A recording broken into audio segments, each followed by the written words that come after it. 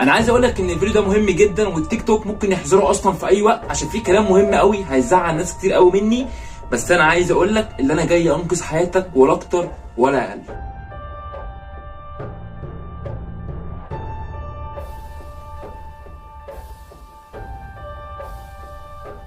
لو انت واحد بتشرب نيكوتين او اي نوع من النيكوتين، او تعرف اي حد بيشرب نيكوتين، ولو انت فعلا بتحبه، عايزك تبعت له الفيديو ده بعد ما تخلصه على طول، عشان فعلا هينقذ حياتك وهينقذ حياته.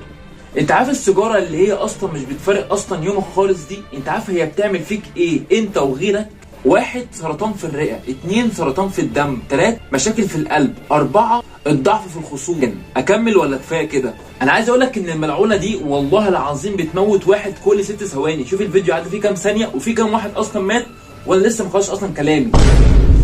يعني في السنه 8 مليون، وفي منهم 1,200,000 بيموتوا